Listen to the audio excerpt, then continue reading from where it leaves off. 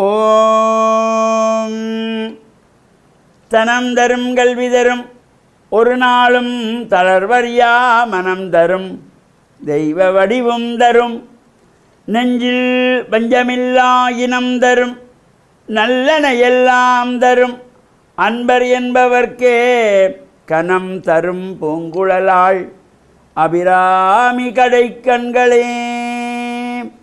ஓம் நமச்சிவாய. மேன்மைகள் சைவநீதி விளங்குக உலகமெல்லாம். நோயற்ற வாழ்வே குறைவற்ற செல்வம். அந்த நோய் நொடிகள் இல்லாத வாழ்வு இந்த உலக மக்கள் எல்லோரும் வாழ வேண்டும் என்று கலியுகத்தின் காந்தமலை ஜோதியாகிய சபரிமலை சுவாமி ஐயப்பனுடைய திருவடிகளை சிறந்தாழ்த்தி டான் தமிழொலி ஓம் தொலைக்காட்சி நேயர்கள் அனைவருக்கும் சர்வதேச இந்து மத குறிப்பீடம் அகில இலங்கை சபரிமலை ஸ்ரீ சாஸ்தா பீடத்தின் சார்பில் இனிய வணக்கங்களும் நல்லாசிகளும். இன்றும் மங்களகரமான விஸ்வாவசு வருஷம் மாசி மாதம் 30ஆம் நாள் 14/3/2026 சனிக்கிழமை. இன்றோடு இந்த மாசி மாதம் நிறைவு பெறுகிறது. நாளைய தினம் ஞாயிற்றுக்கிழமை பங்குனி மாதம் மலர்கின்றது. பங்குனி மாத பிறப்பு நாளை. இதுவே இந்த மாசி மாதத்திலே நாம் சிவனுக்குரிய விரதமாகிய சிவராத்திரியை அனுஷ்டித்தோம். அம்பாளுக்குரிய விரதமாகிய மாசி மகம் விரதத்தை அனுஷ்டித்தோம். இந்த மாசி மாதம் இன்றோடு நிறைவு பெறுகின்றது. இந்த மாசி மாதத்திலே இந்த சுபகாரியங்கள் எதுவும் செய்யக்கூடாது, செய்ய மாட்டார்கள். ஒரு ஆலயத்திலே கும்பாபிஷேகம் செய்ய மாட்டார்கள், கிரகப்பிரவேசம் செய்ய மாட்டார்கள், திருமணத்தை செய்யக்கூடாது, செய்ய மாட்டார்கள். அவ்வாறு என்றபொழுது பங்குனி பிறந்தவுடனே அந்த சுபகாரியங்கள் செய்வதற்கு தயாராகியிருப்போம். இப்போ பொதுவாகவே தை மாதத்தில் ஆரம்பித்து தை மாதம் பூராவும் சுபகாரியம் நடக்கும். அப்புறம் மாசி மாதத்தில் கிடையாது.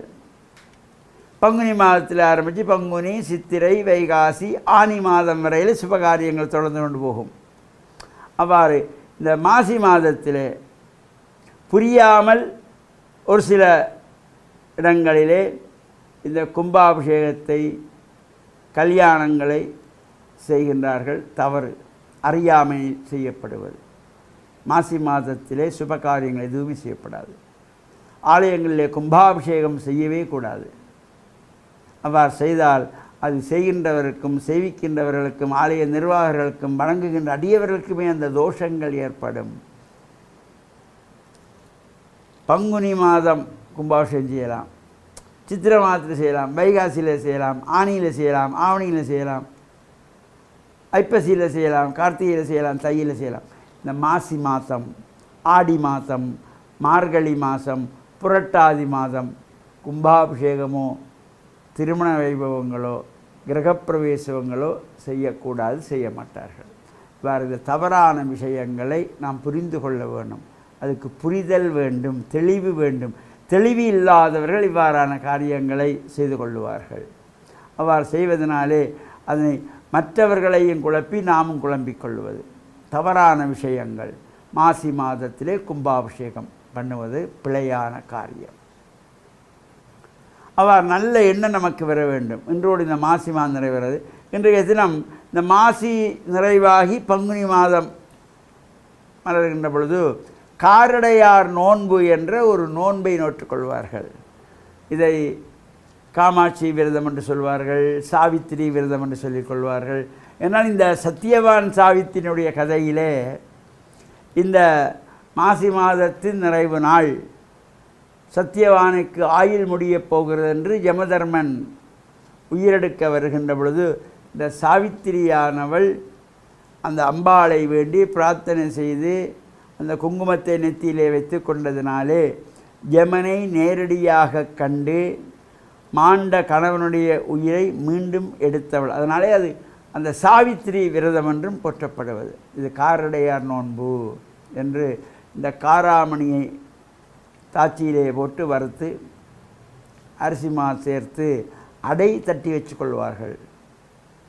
அவ்வாறு இந்த சிறப்போடு கூடியதாகிய இதை காமாட்சி விரதம், சாவித்திரி விரதம் என்றும் சிறப்பாக சொல்லப்படுகின்ற இந்த மாசி மாதமும் பங்குனி மாதமும் சேருகின்ற நாளிலே செய்யப்படுகின்றதாகிய இந்த விரதம், இது பல இடங்களிலே ராத்திரி நேரங்களிலே இந்த விரத அனுஷ்டானமாக செய்து கொள்வார்கள்.